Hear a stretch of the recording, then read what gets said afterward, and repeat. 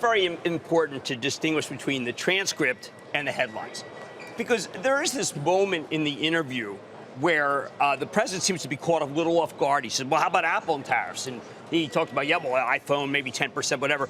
The stock is down. I've actually been waiting for the big wash out of Apple.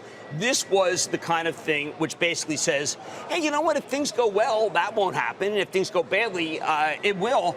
And people are now starting to presume the worst. And I think that's important, Carl.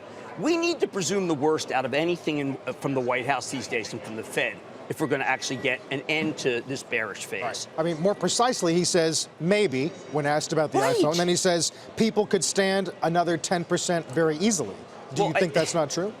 I think that if you're Tony Sacconaghi, Sanford Bernstein, he's a guy who's more important than the people, so to speak. The answer is, look, you got to take numbers down. I mean, this is a take numbers down event. You can't raise price and expect worse sales, and the price increase does not accrue to you. So it's clearly a negative. I mean, we're going to be speaking to Greg Hayes soon, who's right here right now. I'm looking at Greg. And Greg is going to tell you that a tariff is not necessarily good for business.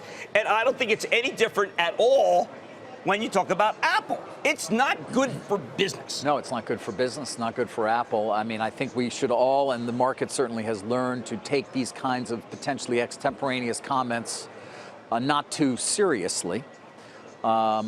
You think so? You're looking at me funny. Because the stock is down. I do see the stock down. It's a serious decline. decline. But let me listen. I get this trading note from J.P. Morgan oftentimes, and they say, I think, what many people on Wall Street think. On the one hand, there clearly isn't any premeditation occurring, and all the words out of his mouth appear completely extemporaneous. The stocks have come to fade and discount his interminable and oftentimes inane interview remarks. Who said that?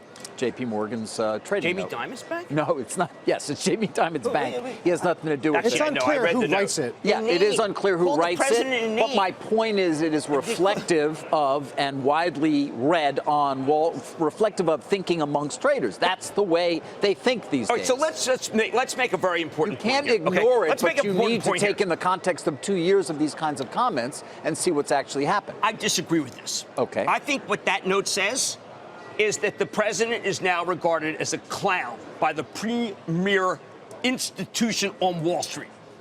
A clown! I think that's going a little far. Well, they use the word inane. Inane. They What do call you his think inane comments is? inane. Yeah, but this is just, I don't want to draw too much into this. This is just a note that comes out from one of many different banks on Wall Street. It's not from The Simpsons. No, I used it, and perhaps I shouldn't have. Perhaps I shouldn't have.